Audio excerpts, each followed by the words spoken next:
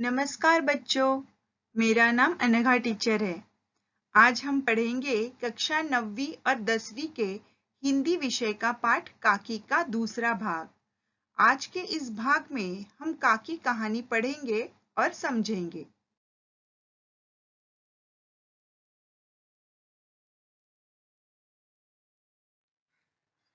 तो पढ़ते हैं काकी। उनका परिचय याद करते हैं। इस कहानी का प्रमुख पात्र है शामू, जो कि छोटा बालक है और उसकी माँ की मृत्यु हो गई है। विश्वेश्वर जी जो कि शामू के पिता है और भोला सुखिया दासी का बेटा है और शामू का मित्र है। काकी जो कि शामू की माँ है और उसका नाम उमा है। बेटे शामू के अपने माँ के प्रति प्रेम की यह कहानी है। अब तक पढ़ी हुई कहानी को हम संक्षिप्त रूप में याद करते हैं। शामू सुबह उठता है तो देखता है कि काकी भूमि पर लेटी है। काकी यानी उसकी माँ, और सब उसके चारों तरफ बैठकर विलाप कर रहे हैं। जब लोग काकी को शमशान ले जाने लगे तो शामू ने बहुत शोर मचाया। वह बोला कि काकी सो रही है, उसे कहाँ ले जा रहे हो? गुरुजनों ने उसे विश्वास दिलाया कि उसकी काकी मामा के घर गई है, परंतु धीरे धीरे उसे सच्चाई पता चल गई कि काकी ऊपर राम के पास गई है, मतलब काकी का मृत्यु हो गया है। शामू माँ की याद में उदास रहता है। वह अक्सर अकेला बैठकर आसमान की तरफ देखता रहता है। एक दिन उसने आकाश में एक पतंग को उड़ते देखा। उसके मन में विचार आया कि काकी भी आकाश में गई है, तो उसे पतंग द्वारा नीचे बुलाया जा सकता है। विश्वेश्वर अपनी पत्नी की मृत्यु के कारण उदास रहता है। शामू जब उससे पतंग मंगाने की बात करता है तब वो टाल देता है। अब पढ़ते हैं आगे की कहानी।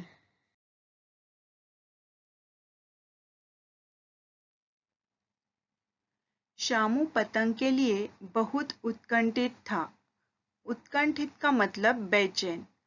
वह अपनी इच्छा किसी तरह रोक न सका। शामू ने जब आकाश में उड़ती पतंग देखी तो उसके मन में कल्पना आई कि वह अपने काकी को पतंग के सहारे नीचे उतार सकता है, और उस कल्पना से वह बेचैन था। अपनी कल्पना पूर्ण करने के लिए वह अधीर था। एक जगह खूंटी पर विश्वेश्वर का कोट टंगा हुआ था। इधर उधर देखकर उसने एक स्टूल सरका कर रखा और ऊपर चढ़कर कोट की जेब टटोली। उनमें से एक चवन्नी का आविष्कार करके वह तुरंत वहां से भाग गया। यहाँ पे आविष्कार का मतलब है खोज। अपनी अधीरता के कारण वह अपने पिता विश्वेश्वर के कोट से चवन्नी चुराता है, क्योंकि इसे मन ही मन में विश्वास हो जाता है कि वह उसे पतंग लाकर नहीं देंगे। इसलिए अपनी कल्पना को अंजाम देने के लिए वह चोरी का अपराध करता है।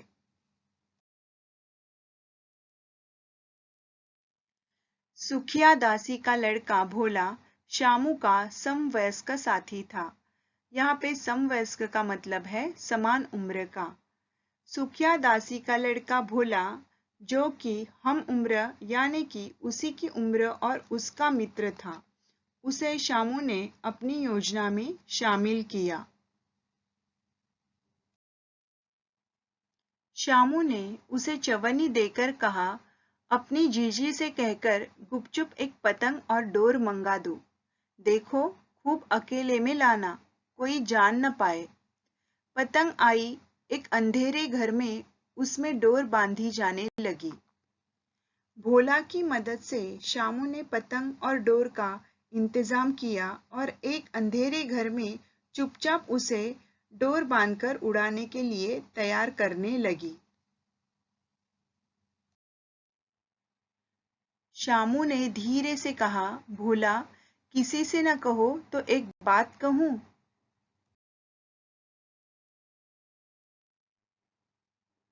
भोला ने सिर हिलाकर कहा, नहीं, किसी से नहीं कहूंगा।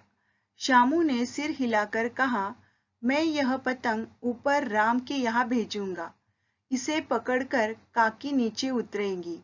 मैं लिखना नहीं जानता, नहीं तो इस पर उनका नाम लिख देता। शामू ने अपना राज भोला को बताया कि वह यह पतंग राम के पास भेजकर उसके सहारे काकी को नीचे उतारना चाहता था। वह उस पतंग पर काकी का नाम भी लिखना चाहता था, ताकि काकी को यह पता चले कि यह पतंग उसके लिए है। भोला शामू से अधिक समझदार था। उसने कहा, बात तो बहुत अच्छी है, परंतु एक कठिनता है। यह डोर पतली है, इसे पकड़कर काकी उतर नहीं सकती। इसके टूट जाने का डर है। पतंग में मोटी रस्सी हो तो सब ठीक हो जाएगा। परंतु भोला के बाल मन ने एक आशंका जताई कि पतंग की डोर काफी पतली है और काकी को नीचे उतारना है तो पतंग में मोटी रस्सी बांधनी होगी।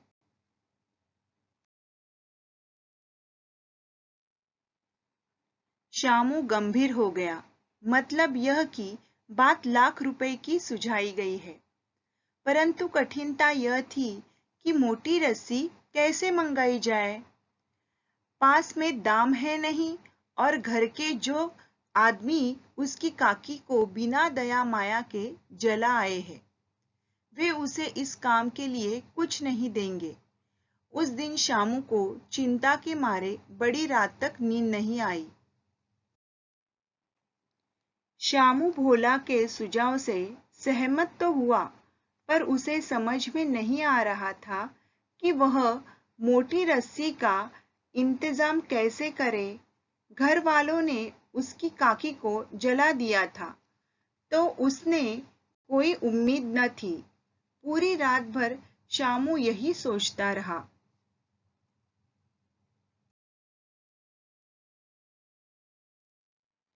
पहले दिन की तरकीब से दूसरे दिन उसने विश्वेश्वर के कोट से 1 रुपया निकाला, ले जाकर भोला को दिया और बोला, देख भोला, किसी को मालूम न होने पाए।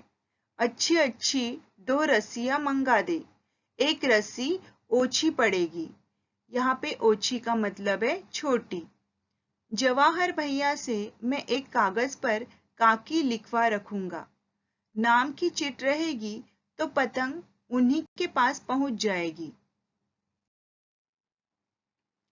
रात भर सोचने के बाद शामू ने पहले वाला ही तरीका फिर से अपनाया और अपने पिता की जेब से इस बार 1 रुपया चुराया और भोला को 2 मोटी रस्सियां लाने के लिए कहा, क्योंकि उसके अबोध मन में ये आशंका थी कि एक रस्सी कम पड़ जाएगी और पतंग को काकी तक पहुंचाने के लिए एक कागज पर भैया से काकी लिखवा कर पतंग पर चिट लगाने का सोचा।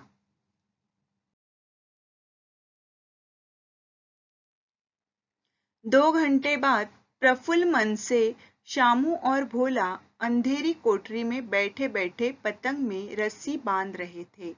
यहाँ पे प्रफुल्ल का मतलब है खुश।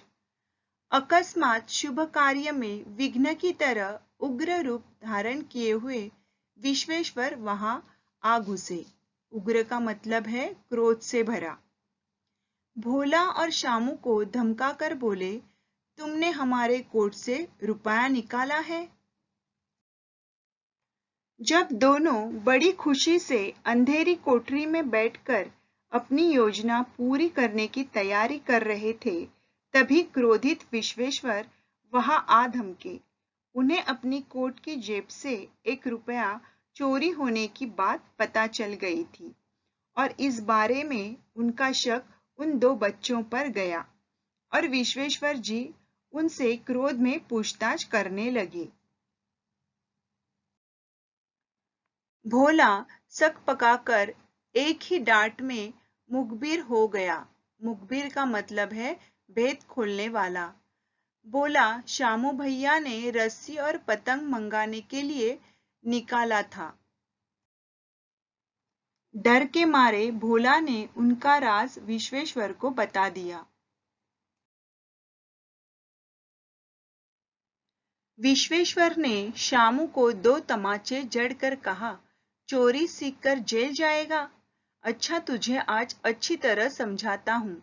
यह कहकर फिर तमाचे जड़े और कान मलने के बाद पतंग फाड़ डाली। अपने बेटे ने चोरी की यह बात सामने आते ही विश्वेश्वर जी का क्रोध और भी बढ़ गया और उसी क्रोध में बिना सोचे समझे उन्होंने शामू को तमाचे जड़े और उसकी पतंग भी फाड़ दी। अब रस्सियों की ओर देखकर कहा, ये किसने मंगाई? भोला ने कहा, इन्होंने मंगाई थी। कहते थे इनसे पतंग तानकर काकी को राम की यहाँ से नीचे उतारेंगे। शामू की पिटाई करने के बाद विश्वेश्वर जी का ध्यान मोटी रस्सियों पर गया और उन्होंने रस्सियों के बारे में भी पूछा। तो भोला ने शामू की पतंग उड़ाकर पतंग के सहारे काकी को नीचे उतारने की योजना बता दी।